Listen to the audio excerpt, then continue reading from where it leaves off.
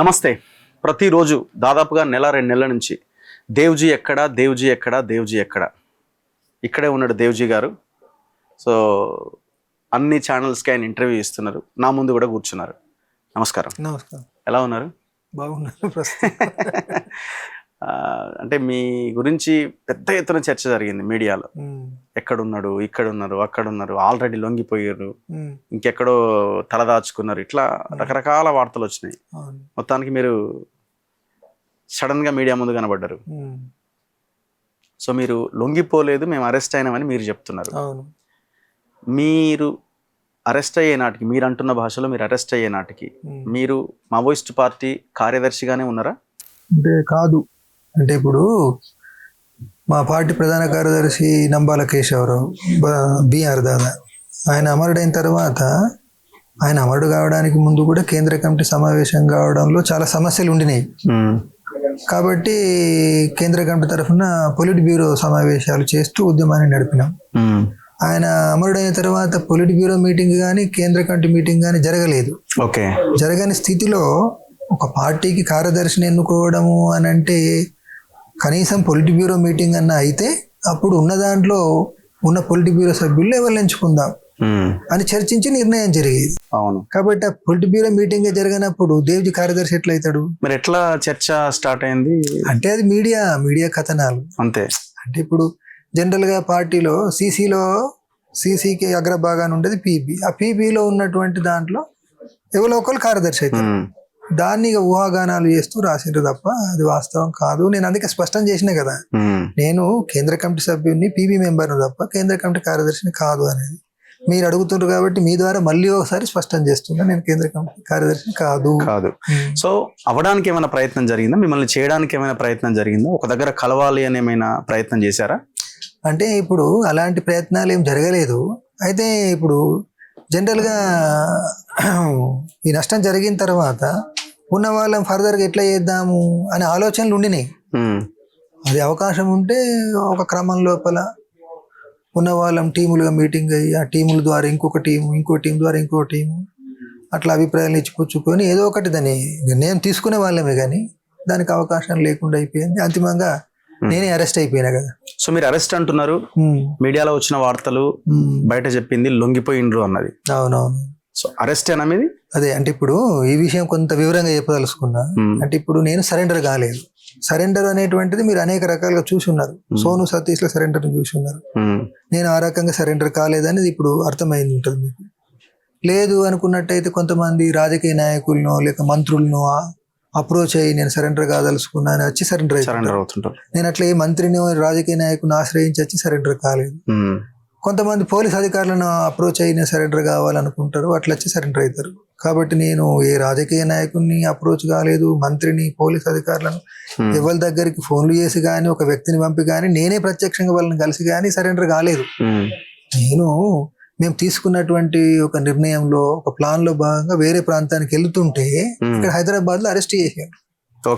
హైదరాబాద్ లో అరెస్ట్ చేశారు. ఎట్లా పాసిబుల్? మీరు హైదరాబాద్ కి, అడవి నుంచి హైదరాబాద్ కి రావడం అనేది ఎట్లా సాధ్యం అవుతుంది? అంటే ఈ రాష్ట్రంలో జనరల్ గా మాకున్న అంచనా ఏంటంటే ఈ తెలుగు రాష్ట్రాలలో సర్వైలెన్స్ ఎక్కువ, మనం ఇక్కడ ఉండకూడదు అని చెప్పినాం. కానీ ఇక మాకున్న ఛానల్స్ కున్న పరిమితి కావచ్చు, ఒక అనివార్యత కావచ్చు, వేరే ప్రాంతానికి తీసుకెళ్లాలంటే లేదు, అక్కడ ఏర్పాటు కాలేదు, ఆ ఏర్పాటు అయ్యేంత వరకు ఇక్కడ ఉండండి, ఏం కాదు అన్నారు.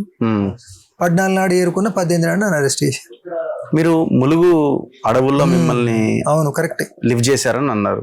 ములుగు అడవుల్లో కాదు, హైదరాబాద్ లో. ములుగు అడవుల్లో నుంచి హైదరాబాద్ చేరుకొని వేరే ప్రాంతానికి పోవాల్సి ఉండింది, కానీ ఇక్కడనే అరెస్ట్ చేశారు. సో ములుగులో ఎన్ని రోజులు ఉన్నారు మీరు?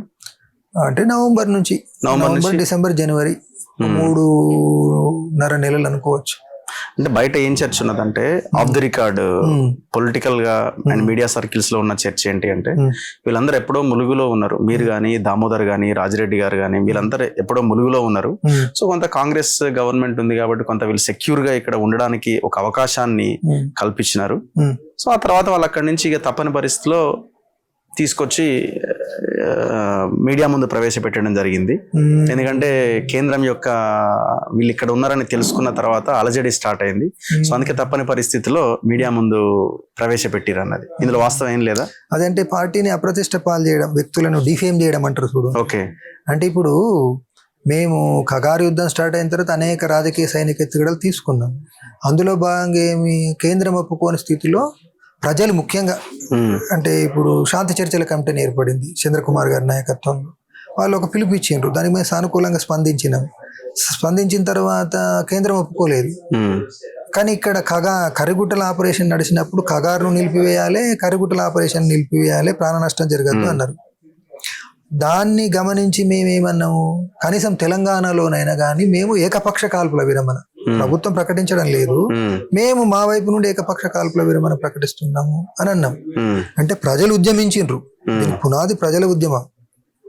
అంటే అనేక మా ప్రజా సంఘాలు, సివిల్ సొసైటీ వాళ్ళు, ప్రజలు, దానికి తోడు ఇది వచ్చేసింది.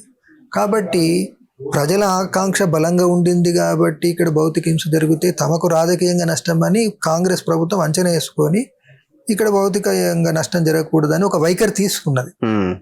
దాన్ని ఆధారం చేసుకొని మేము ఇక్కడికి వచ్చిన మాట వాస్తవమే, కానీ ఇక్కడ ఉండి మేము సరెండర్ కావాలి అనేటువంటి పథకం మాకు లేదు. ఓకే.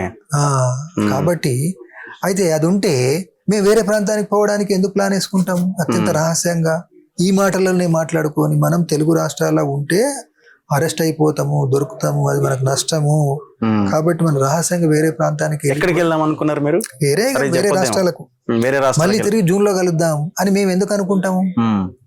అంటే ఏంటంటే మీడియా కానీ లేదా ఈ వ్యవస్థకు అనుకూలంగా ఉన్న కొంతమంది వ్యక్తులు, మేధావులు అనే వాళ్ళు ఎప్పుడు కొంతమంది వ్యక్తులను, పార్టీలను డిఫేమ్ చేస్తారు. ఓకే. అదొక వ్యూహాత్మక పథకం.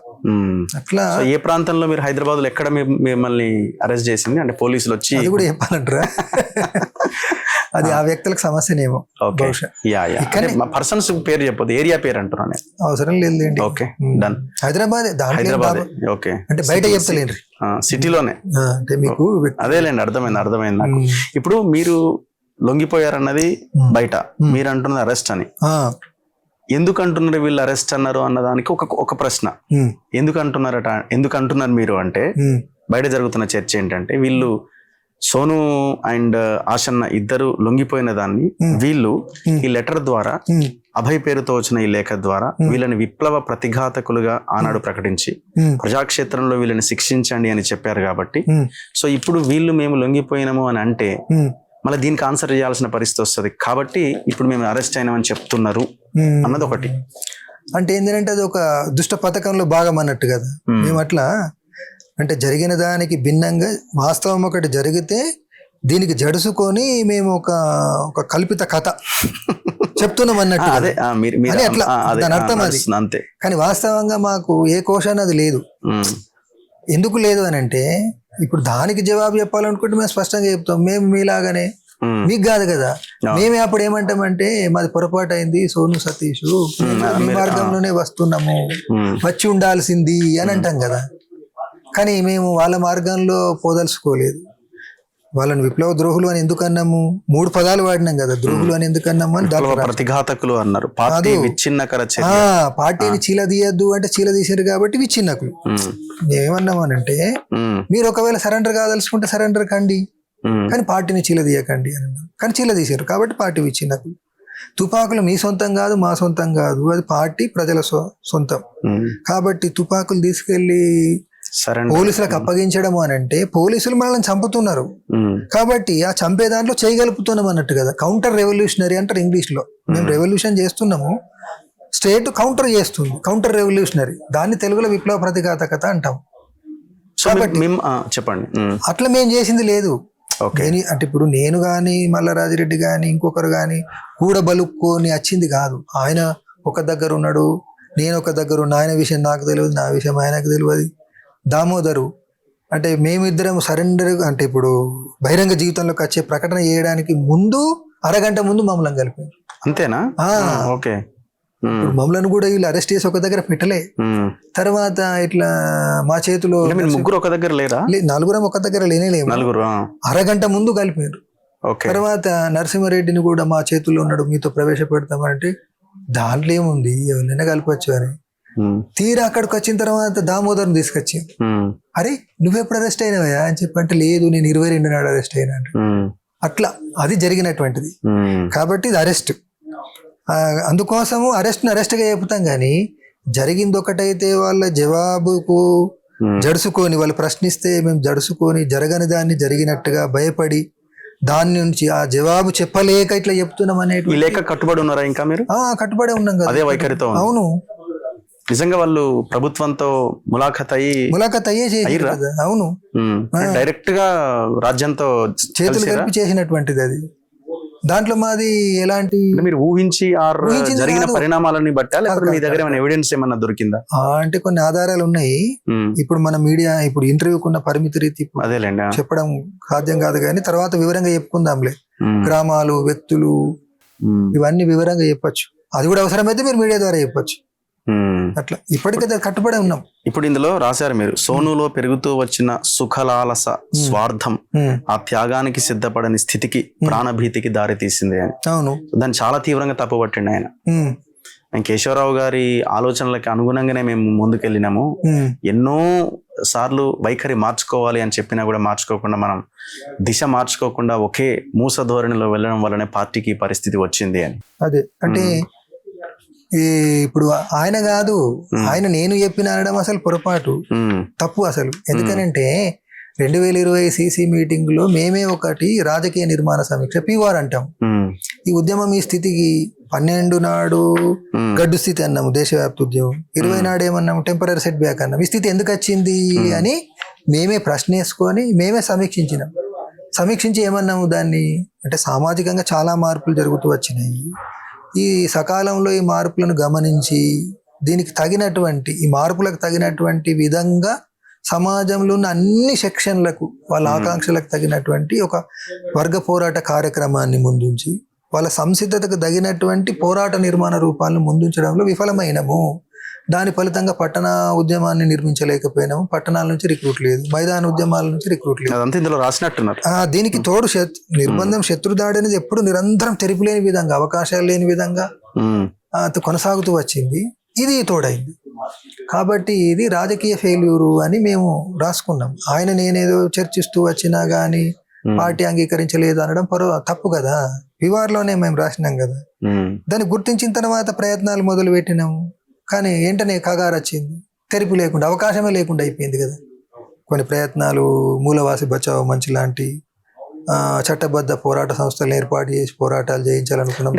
కేశవరావు గారి ఆలోచన విధానం ఇది కాదా? వాళ్ళు అంటున్నారు కదా, ఆయన చనిపోయే ముందు కలిసినప్పుడు డిస్కస్ చేసినప్పుడు సాయుధ విరమణ తప్ప నువ్వు అక్కడెళ్ళు నువ్వు ఇక్కడెళ్ళు అని మాకు ఆల్రెడీ ఒక దిశానిర్దేశం చేసిండు. సో ఇవన్నీ వాస్తవాలు. ఆయన ఆలోచన మేరకే మేము నడుచుకున్నాం అన్న దాంట్లో వాస్తవం లేదు.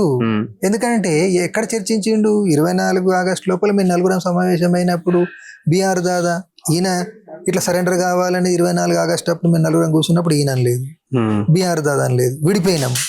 మళ్ళీ 25లో కలుద్దాం అనుకున్నాము.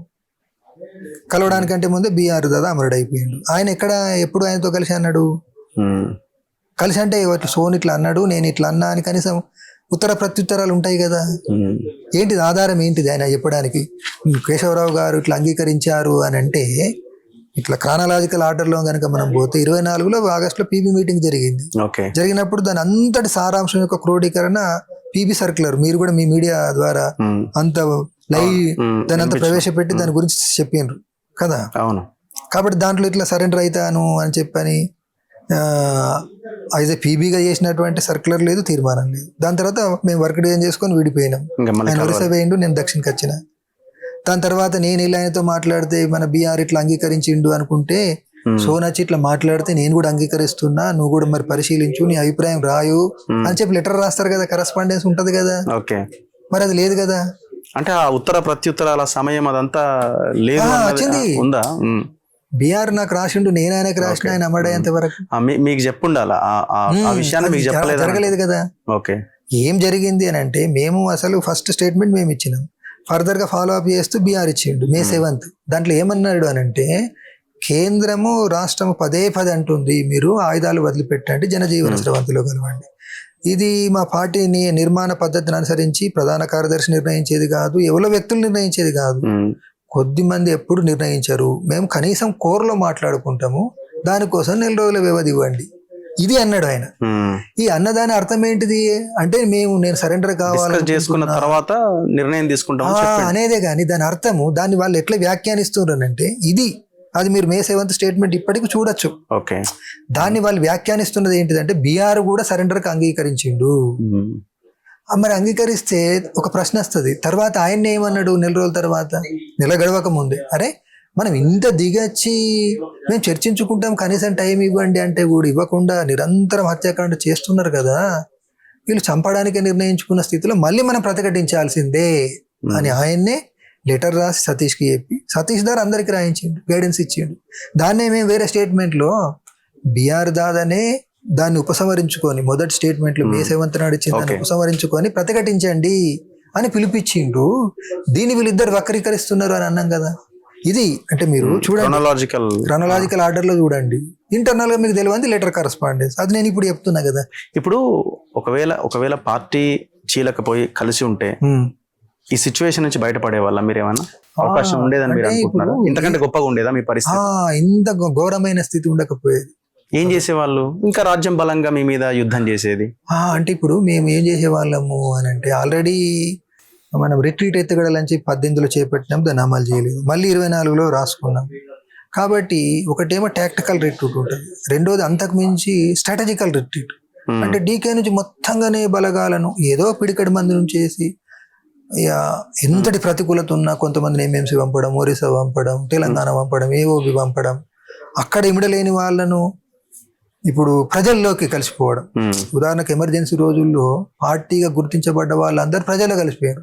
ఒక ఆయన టీచర్ అయిపోయిండు, ఒక ఆయన శాఖలైన అయిపోయిండు, ఒక ఆయన హమాలి వర్కర్ అయిపోయిండు కదా. అంటే ఉద్యమ బలము చైనాలో ఒక రకంగా ఉండే, దానికి మించి మన బలహీనంగా ఉన్నప్పుడు రిట్రీట్ స్థితిలో కూడా కాపాడుకోలేనప్పుడు ప్రజల్లో కలిసిపోతాం.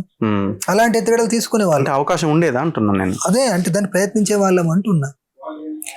అట్లా ఏందనంటే అందరం కలిసి నిర్ణయం తీసుకుంటే ఇంకో తిరుగు ఉండేది. వాళ్ళు ఏమంటారు దాని ద్వారా ఆయన ఏమన్నాడు పదే ఈ వేరే ప్రాంతాల్లో పోయి బతకడం అనేటువంటిది అసాధ్యము, కాబట్టి లొంగుబాటే మార్గము. ఇప్పుడు ప్రజల్లో కలిసి ఉండి తర్వాత వద్దాం అనుకున్న హిడ్మా పరిస్థితి ఏమైంది? అదొక ఎగ్జాంపుల్ కాదా? అంటే అది ప్రజలు అన్నప్పుడు ఆయన ఎంచుకున్న వ్యక్తి తప్పుడు ఎంపిక కదా.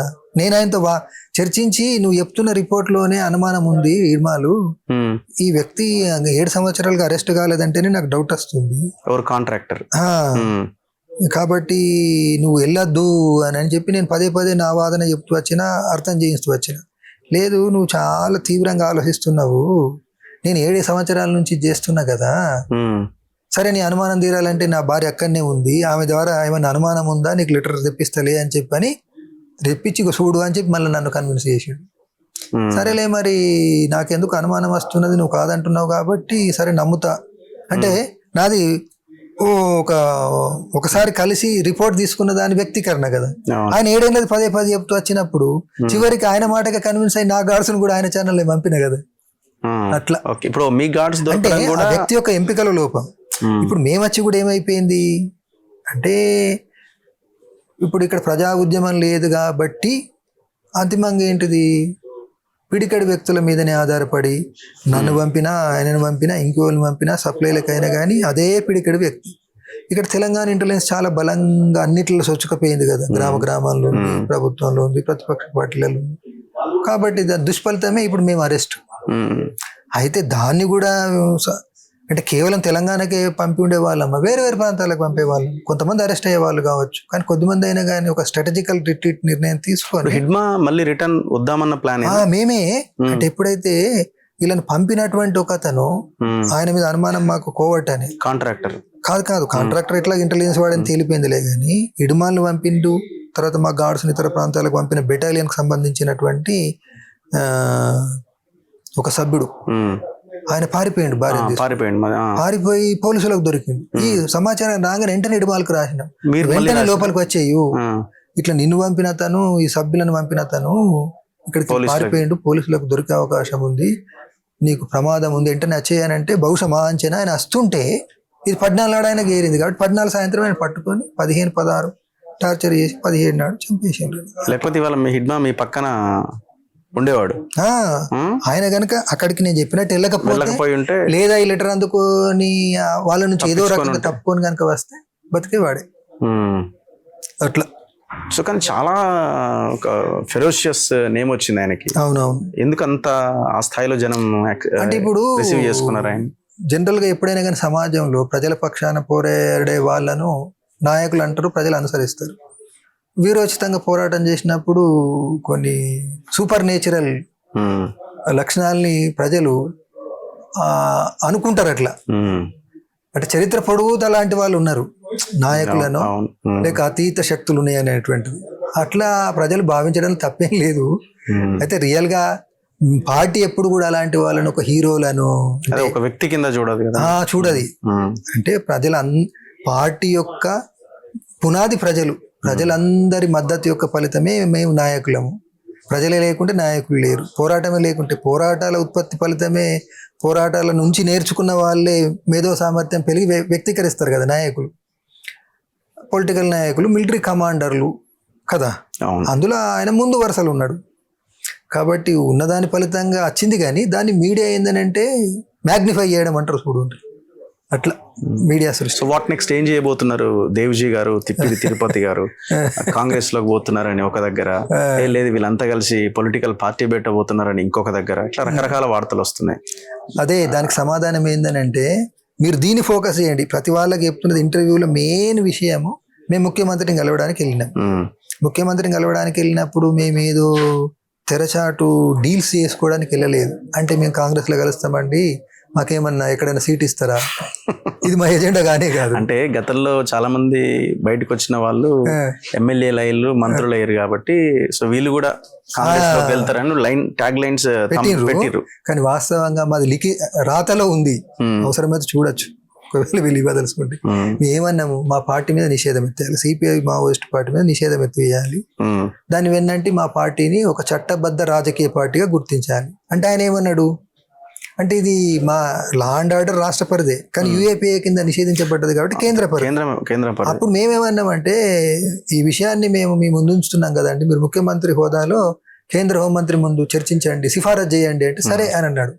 దాన్ని పాజిటివ్ గానే తీసుకున్నాడు రేవంత్ రెడ్డి గారు, దానికి అభినందించాలి. వీళ్ళు అక్కడ మాట్లాడిండు, నేను మాట్లాడినా ఆయుధం పట్టుకొని తిరిగితే సాధ్యం కాదన్నాడు అని ఆ మేరకు చెప్తుండు పాక్షికంగా. ఇంకేం జరిగిందనేది తెలుసుకోవాలి, అది మా మెయిన్ డిమాండ్. దాన్ని వెన్నంటే మేము ఏమన్నామనంటే, ఆయన ఏమన్నాడు అనంటే మరి మీరు లీగల్ పార్టీ కావాలంటున్నారు, మరి ఆయుధాలు పట్టుకొని ఉన్నారు కదా అంటే అప్పుడు దాన్ని మేమే జవాబు చెప్పినాం. ఇప్పుడు సూత్రరీత్యా మా పార్టీని లీగల్ పార్టీగా గుర్తించాలి అంటేనే మీరు అడగక ముందే మేమే ఆయుధాలు సబ్మిట్ చేస్తాం. ఆయుధాలు పట్టుకునేటోళ్ళు లేనప్పుడు పిఎల్జే వైండప్ అవుతుంది కదా, పిఎల్జే వైండప్ అవుతుంది కదా అన్నప్పుడు ఆయన ఏమన్నాడు, పిఎల్జే వేరు పార్టీ వేరు. అసలు వాస్తవంగా ఆయన ఏమన్నాడు అంటే దేవ్జీ పార్టీని రద్దు చేస్తా అన్నాడు అని. పార్టీని లీగల్ పార్టీగా గుర్తించండి అని డిమాండ్ పెట్టినప్పుడు అది కంటిన్యూ అవుతుంది కదా, రద్దు చేస్తామని ఎట్లా అంటాం? అంటే మీరు పార్టీని లీగల్ పార్టీగా గుర్తిస్తే మేము ఆయుధాలు సబ్మిట్ చేస్తాం. ఆయుధాలు సబ్మిట్ చేసినప్పుడు ఆయుధాలు పట్టుకొని పోరాటం చేసినటువంటి ఒక యూనిట్ ఉండదు కదా, సైనిక విభాగం ఉండదు కదా. ఇది ఆయనకు పార్టీ పిఎల్జే వేరు అనేటువంటి స్పష్టత లేక ఆయన అట్లా అట్లా. ఇక రెండోది ఏమన్నామంటే మీరు మీడియా ద్వారా చెప్పాల్సింది, మేము ఆలోచించి ఇప్పుడు మనం బహిరంగ జీవితంలోకి రావాలనుకుంటున్నాం కాబట్టి రాజకీయ బాధ్యత, నైతిక బాధ్యత, ఒక రాజకీయ పొలిటికల్ కాజ్ అంటారు కదా, దానికోసమే పోరాటం చేసినారు, అరెస్ట్ అయినరు, ఊపా అన్నారు, లేదా అర్బన్ నక్సల్స్ అన్నారు, భీమా కోరేగావ్ అన్నారు, అనేక పేర్లతోటి దేశవ్యాప్తంగా కేసులు పెట్టి జైల్లో పెట్టారు. ఇప్పుడు మేము ఈ ప్రకటన చేస్తున్నాం కాబట్టి దీన్ని వెన్నంటి వాళ్ళందరినీ రాజకీయ ఖైదీలుగా గుర్తించి విడుదల చేయండి అని డిమాండ్ పెట్టారు. ఇప్పుడు పార్టీ అయిపోయిందని ఒక వైపున చెప్తున్నారు మీరు, మీ ఇవన్నీ అయిన తర్వాత బయట ఉన్న వాళ్ళని తీసుకుపోయి లోపల పెట్టారు. ఇన్నయ్య గారిని అరెస్ట్ చేసి దాదాపు 2 నెలలు అయిపోయింది. అదే మా దృష్టిలో ఇన్నయ్య గారు కూడా చాలా మందికి నోటీసులు ఇచ్చినారు. అవునవునవును, నక్సలైట్లను ఏరేస్తాం అంటున్నారు. మరి వీళ్ళందరి పక్షాన మీరు మేము అనేది బలంగా ప్రభుత్వం ముందుంచింది, ఇప్పుడు దాన్ని పట్టుకొని ఉద్యమం చేయాలనుకుంటున్నారు కూడా. జైళ్ళల్లో ఉన్న వాళ్ళందరినీ రాజకీయ ఖైదీలుగా గుర్తించాలి, విడుదల చేయాలి. ఇది మా రెండో ముఖ్యమైన డిమాండ్. మూడోది అక్కడ పెట్టలేదు కానీ మేము ఆలోచించినటువంటిది, చర్చించుకుంటున్నటువంటిది, దేశవ్యాప్తంగా ఉన్న అమరుల కుటుంబాలకు అండగా నిలుద్దాం అనే ఒక కార్యక్రమాన్ని అనేక సంవత్సరాల క్యాంపెయిన్ గా చేపట్టాలనుకుంటున్నాం. అంటే మోరల్ సపోర్ట్. ఒక ఉదాహరణకు మేము ఇద్దరేం ఉన్నాం అనుకో, రామన్ కుటుంబం దగ్గరికి వెళ్ళి ఏమవ్వా ఎట్లా ఉన్నావు, నీ బతుకు తెరివేంది, భూమి ఉందా, ఉద్యోగం ఉందా, ఆసరా ఉందా, నువ్వు ఒంటరి దానికి ఫీల్ కాకు, మేము ఉన్నాము అని ఒక మోరల్ సపోర్ట్. కానీ ఇప్పుడు ఏం చేయాలి, మోరల్ సపోర్టే కాదు, ఏం చేయాలన్నా మీకు ఒక ప్లాట్ఫామ్ అనేది ఉండాలి. దానికోసం ఒక ప్లాట్ఫామ్ ఏర్పడి ప్లాట్ఫామ్ అది దానికోసం. Then what next? ఒకవేళ అది జరగకపోతే ప్లాట్ఫామ్, ఒకవేళ జరగకపోతే వేరే ప్లాట్ఫామ్ ఏర్పాటు చేద్దాం. పార్టీ మరి. ఓకే, అదే అంటున్నా, క్లారిటీ మీకు అంటే క్లారిటీ ఉంది. అంటే బలంగా పట్టుకోవాల్సింది, ప్రజల్ని ఉద్యమింపజేయాల్సింది పార్టీ మీద నిషేధం ఎత్తేయండి. మీరే అన్నారు కదా, కేంద్ర హోంశాఖ అనేక సార్లు అన్నది, మీడియా మీరు అవన్నీ జమ చేసి పెట్టచ్చు. ఇప్పుడు ట్రంప్ ఎన్నిసార్లు యుద్ధాన్ని ఆపిన లెక్క పెట్టి చెప్తున్నారు కదా. అమిత్ షా గారు కానీ లేదనుకుంటే రాష్ట్ర ప్రభుత్వాలు కానీ పోలీస్ మంత్రులు కానీ ఏమన్నారు, మీరు కనుక ప్రజా జీవితంలోకి వస్తే ఎర్ర తివాచి పరిస్థితి స్వాగతిస్తాము అని అన్నారు కదా. మరి మేము వచ్చినప్పుడు దాని అర్థం మరి ఎత్తేయాలి కదా నిషేధము. నిషేధం అనేది కూడా సంవత్సర ప్రాతిపదికగా ఉంటుంది. యుఏపిఏ చట్టంలో సంవత్సరం ప్రాతిపదికగా ఉంటుంది. యుఏపిఏలో వీళ్ళు సంవత్సర కాలంలో ఎక్కడ అంబుషులు చేయలేదు, రైడ్లు చేయలేదు, పోలీసులను చంపలేదు, ఇన్ఫార్మర్లను చంపలేదు, సాబటే చర్యలు చేయలేదు.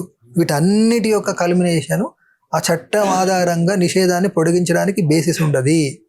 వాళ్ళు చాలా క్లియర్గా ఉన్నారు. ఇప్పుడు నక్సలైట్లని ఖతం చేసినాము, అర్బన్ నక్సలైట్ల మీద పడతామని అంటేనే ఆ టైప్ ఆఫ్ ఐడియాలజీని లేకుండా చేస్తాము అన్నది. అందుకోసమే మేము ఈ డిమాండ్ పెడుతున్నాం, దేశవ్యాప్తంగా ఉన్న అందరినీ విడుదల చేయండి. అందుకో వాళ్ళు ఒప్పుకోకుండా ప్రజల దగ్గరికి వెళ్తాం కదా మేము. ఇగో ఇప్పుడు వాళ్ళు అట్లా అన్నారు, ఇప్పుడు మేము ఈ డిమాండ్ పెడుతున్నాం.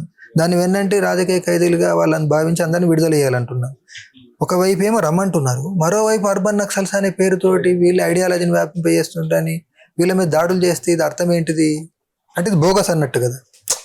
అందరు రండి, మేము ఏం చట్ట పరిధిలో పనిచేస్తే ఎలాంటి సమస్యలు ఉండేవి అని చెప్పి నీ కళ్ళ ముందే కనిపిస్తాడు. ఒక ఆయన ఉపన్యాసం ఇచ్చినంత మాత్రాన చట్ట వ్యతిరేకత ఎట్లయితుంది, ఒక వ్యాసం రాసే చట్ట వ్యతిరేకత ఎట్లయితుంది. భావ ప్రకటన స్వేచ్ఛ రాజ్యాంగంలో ఉంది కదా. చట్టం తర్వాత రాజ్యాంగాన్ని నుంచి వచ్చిందే చట్టం. అసలు నువ్వు చెప్పేదే రాజ్యాంగానికి వ్యతిరేకం కదా అని ఇది లేవనెత్తాలి. మీ కేంద్ర రాష్ట్ర ప్రభుత్వం ఆ స్థాయిలో మీరు వర్క్ చేయగలిగే అవకాశం ఉంది అని మీరు అనుకుంటున్నారా? ఉంటదని అంటే ఇప్పుడు ప్రజల్ని నమ్మి మేము బయటకు వచ్చినాము, మమ్మల్ని కూడా రేపు అర్బన్ నక్సల్స్ అని మూసేయచ్చు, ఆ స్పష్టత మాకుంది. అంతేనా? అందుకోసమే ప్రజలు నమ్మి, ప్రజలు మా మాట మాకు మద్దతుగా ఉంటే ముందుకు పోతుంది. లేదు ఇట్లనే నిర్లిప్తత ఉందనుకోండి, అప్పుడు మేము మళ్ళీ ఇప్పుడు మీరు ఒక టెరిటరీ, ఒక అడవి, దాన్ని కేంద్రంగా చేసుకొని మీరు ఒక పరిపాలన సమాంతర ప్రభుత్వాన్ని నడిపారు, ఇబ్బందులు పడ్డారు, కష్టాలు పడ్డారు, అన్ని అయినాయి. ఇప్పుడు ఈ సిచ్యువేషన్ లో ఉన్నారు, బయటకు వచ్చారు. మీరు ఒక పార్టీ పెట్టాలని ఏమైనా ఈ భారత పార్లమెంటరీ వ్యవస్థ ప్రకారం, చట్టాల ప్రకారమే ముందుకెళ్లాల్సి ఉంటుంది. ప్రజలకి అల్టిమేట్ గా ఓటు అనే ఒక బలమైన ఆయుధం మన చేతిలో ఉంది, దాని ద్వారా మనం అద్భుతమైన రాజ్యాన్ని, సామ్రాజ్యాన్ని స్థాపించుకోవచ్చు అనే వాదన వినిపించకుండా మీరు ఏం చెప్పినా ఏం ఉపయోగం? ఆ దిశగా ప్రజల్ని చైతన్యం చేయాల్సిన అవసరం లేదా? అంటే మీరు నమ్మని సిద్ధాంతం ఇది ఒకప్పుడు. అదే అంటే ఇప్పుడు కూడా నమ్మడం లేదు. అంటే పార్లమెంటరీ వ్యవస్థ ద్వారా అంటే మార్గాలు అధికారం కోసము ఒకటి ఇన్సూరెక్షన్ అంటారు, పీపీడబ్ల్యూ అంటారు, లేదంటే ఇప్పుడు సైనిక కుట్ర అంటారు, చివరికి ఏంటంటే ఈ ఎన్నికలు అనేటువంటి ఒక మార్గం అధికారం కోసం.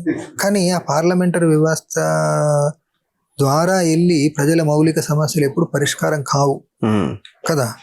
అందుకోసము కావు అని చెప్పి ఎందుకు కావు సార్? మౌలిక సమస్యలు పరిష్కారం అయితే దేవ్జీ గారు ప్రధానమైన చట్టసభల్లో ఉంటే నిజాయితీగా పనిచేస్తే అవకాశం ఉంటది కదా.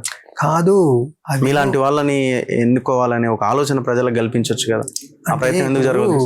మీరు అంటుండ్రు కానీ అవి అనేక సార్లు అవి ఫెయిల్ అయిపోయినటువంటి ఉదాహరణలు చరిత్ర పొడుగుతున్నాయి. అంటే నిజాయితీగా పనిచేసిన వ్యక్తులు, శక్తులు ఈ పార్లమెంటరీ ఎన్నికల వ్యవస్థలోకి వెళ్ళి మాట్లాడి విఫలమైనరు. దాని అల్టిమేట్ ఏం చేయగలుగుతాం మరి? చట్టాల రూపంలోనే కదా మనం ఏం పని చేయాలి. మన ముందు చూడండి, ఇప్పుడు ఢిల్లీలో రైతాంగ ఉద్యమం 3 రైతు చట్టాలను సవరించుకోవడం చేసింది. తెలంగాణ ఉద్యమము తొలి దశ 69-70 అది విఫలమైంది. కానీ మలి దశ ఉద్యమం వచ్చిన తర్వాత సబ్బండ వర్ణాలు కలిసి మొత్తం ఉద్యమించిన తర్వాత కేంద్రమే దిగేసి చట్టం చేయాల్సి వచ్చింది. అలాంటి ఉద్యమాలు చేద్దామని. అంటే రాష్ట్రాన్ని సాధించుకున్నాం కదా. సరే రాష్ట్రం ప్రజాస్వామిక తెలంగాణ, భౌగోళిక తెలంగాణ అది వేరే డిబేట్, కానీ రాష్ట్రం అయితే సాధించుకున్నాం కదా. ఈ 2 ఉదాహరణ ఇలాంటి ఉద్యమాలు చేద్దాము. సో ఇప్పుడు సోను అండ్ సతీష్ తో కలిసి పనిచేయడానికి మీకు ఎలాంటి ఇబ్బంది లేదా? అంటే సోను, సతీష్లు వాళ్ళు చేసిన దానికి ముందు బహిరంగ క్షమాపణ చెప్పాలి. ఆయన క్లియర్ గా నా ఇంటర్వ్యూలో చెప్పిండు, దేవ్జీకున్న స్వభావం రీత్యా వాళ్ళు ఇచ్చిన స్టేట్మెంట్ నుంచి బయటికి వెళ్తారు, వెనక్కి తగ్గుతారని నేను అనుకోవట్లేదు అన్నాడు నా ఇంటర్వ్యూలో రీసెంట్ గా మొన్న వరంగల్కి వచ్చిన. అంటే దీన్ని బట్టి చాలా వైరుధ్యం ఉన్నట్టుంది ఇద్దరి మధ్యన. అదే కదా, అంటే ఇప్పుడు ఆ స్టేట్మెంట్ మేము కట్టుబడి ఉన్నామంటున్నాం కదా, వాళ్ళ మూలంగానే మేము నియంత్రించలేని స్థాయిలోకి వెళ్ళిపోయినాయి కదా సరెండర్స్. ఓకే, ఒక పెద్ద మలుపు కదా. వాళ్ళు గనక ఈ రకంగా చేయకుంటే ఇంకో స్థితిగా ఉండేది పార్టీది. ఇప్పుడు చాలా మందికి పెద్ద ఆశ్చర్యం ఏంటంటే ఇంత పెద్ద పార్టీ ఇంత తక్కువ వ్యవధిలో ఎట్లా కొలాప్స్ అయింది. ఆ కొలాప్స్ కు చాలా ముఖ్యమైన కారకులు వాళ్ళు. అంటే కనిపించచ్చు, వాళ్ళు చెప్పేదానికి మీరు చెప్పేదానికి తేడా ఏం కనిపించడం లేదు కదా ఓకే రూపంలో చూస్తే. కానీ దానికి ముందు వాళ్ళు అనుసరించిన దానికి మేము చేసిన దానికి చాలా తేడా ఉంది. కాబట్టి వాళ్ళు నిజంగానే మేము చేసిన దాన్ని పొరపాటు అని అంగీకరిస్తే అప్పుడు మేము పరిశీలించవచ్చు. అడవిలో ఉన్న మావోయిస్ట్ పార్టీ అంతమైనట్టేనా? అడవిలో ఉన్న మావోయిస్ట్ పార్టీ అంటే ఇప్పుడు అది భవిష్యత్తు చెప్తుంది. నేను అంటే చెప్పడం అనేటువంటిది భవిష్యత్తు అని అవుతుంది. అంటే చాలా వరకు మేము దాంట్లో ఎలాంటి శేషభిషాలు లేకుండా భేషజాలకోకుండా చెప్తూనే ఉన్నాం. అంటే పార్టీ విప్లవోద్యమం దెబ్బతినిపోయింది. దీని అర్థము ఇక అడవిలో ఉన్న పార్టీ మొత్తమే జీరో అయిపోతుందని చెప్పలేము. అయితే సిద్ధాంతపరంగా మావో చెప్పున్నాడు, ఒకసారి యుద్ధం అంటూ ప్రారంభించిన తర్వాత అది నిరంతరం అడ్వాన్స్లో ఉండదు, రిట్రీట్ అవుతుంది, గెలిపే ఉండదు, ఓటమి పాలవుతుంది, ఓటమి పాలైన ఉద్యమం మళ్ళీ గెలుస్తుంది అనేది. ఇప్పుడు స్థితి అంటే సిద్ధాంతపరంగా చదువుకొని అర్థం చేసుకోవడం ఓకే, కానీ ఓటమి వచ్చేటప్పటికి మొత్తం పార్టీ కాదు సమాజాలు కూడా అర్థం చేసుకోలేని స్థితి. చివరి ప్రశ్న తెలంగాణ మీద మీ అభిప్రాయం ఏంటి? తెలంగాణ వచ్చి 12 ఏళ్ళు అయింది, మీరు కూడా తెలంగాణకి అనుకూలంగా చాలా లెటర్లు ఇవన్నీ రాసిన వాళ్ళే. ఈ 12 ఏళ్ల తెలంగాణ మీద మీ అభిప్రాయం ఏంటి? ఏ సిచ్యువేషన్ లో తెలంగాణ రాష్ట్ర ప్రజలు ఉన్నారని మీ అభిప్రాయం? అంటే ఇప్పుడు ఒక రకంగా అది రాజకీయపరమైనటువంటి విషయం మీద కామెంట్ చేయడం అవుతుంది కదా. అంటే ఇప్పుడున్నటువంటి పరిస్థితుల్లో కేవలము పత్రికల మీద ఆధారపడి, అంటే మీడియా మీద ఆధారపడి, మీడియా అంతా కూడా అంటే మీలాంటి వాళ్ళని కూడా ఒకే ఘటన కట్టడం లేదు. కొన్ని స్వతంత్ర నిష్పాక్షిక ప్రజాపక్ష మేధావులు, మీడియా సంస్థలు లేదా సోషల్ మీడియా వాళ్ళు ఉన్నారు, ఆ స్పష్టత ఉంది. కానీ మేజర్గా ప్రింట్ మీడియాలో లేదా ఎలక్ట్రానిక్ మీడియాలో కానీ అన్ని మౌత్ పీస్లు అయినాయి కదా. అందులో చూసే వినేదాని ఆధారంగానే ఇప్పుడు ఈ క్షణమే వైఖరి చెప్పాలని అంటే సరిగ్గా ఉండదు, ఉచితంగా ఉండదు. నిజంగా ప్రజల దగ్గరికి వెళ్ళి ఉదాహరణకు 100 మందిని కలిసినాం అనుకోండి, దాంట్లో 70 మంది కాంగ్రెస్ పరిపాలన పట్ల, బీఆర్ఎస్ పరిపాలన పట్ల, వర్తమాన స్థితి పట్ల ఇట్లా అభిప్రాయపడుతుండ్రు అన్నప్పుడు దాని ఆధారంగా మేము చెప్తే సరిగ్గా ఉంటుంది. లేనప్పుడు ఏమవుతుంది, ఒక రాజకీయ వివాదంగా. అంటే దాన్ని కూడా మళ్ళా మేము రాజకీయ జీవితంలో కొనసాగాలనుకుంటున్నాం అని దాన్ని ఎట్లా మలిచినారు అంటే ఎమ్మెల్యేలు కావాలనుకుంటున్నారట. ఇప్పుడు నేను చెప్పేది మీ ప్రశ్నకు చెప్తే అంటే ఈయన కాంగ్రెస్ అనుకూలుడట అంటారు అనేది. అంటే ఒక రాజకీయ వివాదం అనవసర వివాదానికి దారితీస్తుంది. అంటే అనుకున్నంత స్థాయిలో మన ఎక్స్పెక్టేషన్స్ రీచ్ అవ్వలేదు అని చెప్పొచ్చు కదా, ఆ పాయింట్ ని అనొచ్చు కదా. ఆ రకంగా అనొచ్చు. కానీ ఇప్పుడు ఏంటిది నేను చెప్పేది అనవసర వివాదానికి. నేను మొన్న మొదటి రోజు అన్నా కదా, నేను ఉదాహరణకు ఒక విషయం మీద చెప్పాలంటే ఒక అరగంట సేపు చెప్పాలి. దాన్ని మీరు అడిగిన ప్రశ్నకు 1 నిమిషంలో చెప్పితే అది అస్పష్టతకు దారితీస్తుంది, అపోహలకు, అపార్థాలకు, అనవసరపు రాద్ధాంతాలకు దారితీస్తుంది అన్న కదా. కాబట్టి అలాంటి స్థితి నుంచి అవాయిడ్ చేసుకోవడం కొంత ఉత్తమం. అది సో కొత్త దేవ్జీని చూడబోతున్నారు తెలంగాణ ప్రజలు, అవునా అనొచ్చు. అయితే మేము మీ మీడియా యొక్క మద్దతును, ప్రజల మద్దతును కోరుతున్నాం. అంటే మేము ఏదైతే చెప్పినామో 4 నిషేధం ఎత్తివేయాలి, లీగల్ పార్టీగా గుర్తించాలి, రాజకీయ ఖైదీలుగా గుర్తించి విడుదల చేయాలి, అమరులకు అండగా నిలబడదామనే క్యాంపెయిన్ విజయవంతం చేయడం, ప్రజల సమస్యల మీద లీగల్ పద్ధతిలో పోరాటం చేద్దాం అని అంటున్నాం కదా. దానికి మీరు మీడియా మిత్రులు అందరూ సహకరిస్తే మేము అనుకున్నది ఏమన్నా ముందుకు పోతుంది కదా. ఎట్లయితే మీరు ఒక మీడియా సంస్థగా వచ్చేసి అడుగుతున్నారో, మేము ఇబ్బందులు ఉన్నప్పుడు కూడా దాన్ని ఫోకస్ చేయాలి తప్పకుండా. ఒకవేళ మా మీద రేపు ఏమన్నా స్టేట్ వేరే ఇది ఎట్లా అని ప్రశ్నించాలి. సో కానీ ఒక చిన్న డౌట్ వచ్చింది నాకు. ఇప్పుడు లొంగిపోవడము, అరెస్ట్ 2 ఉన్నాయి. లొంగిపోతే వాళ్ళకి ఏదో ఒక ఇది ఇచ్చి వాళ్ళని జనజీవన స్రవంతిలో కలుపుతుంది రాజ్యం. అరెస్ట్ అంటే తీసుకుపోయి జైల్లో పెడతారు కదా. అదే మరి వీళ్ళు ఎందుకు జైల్లో పెట్టలేదు?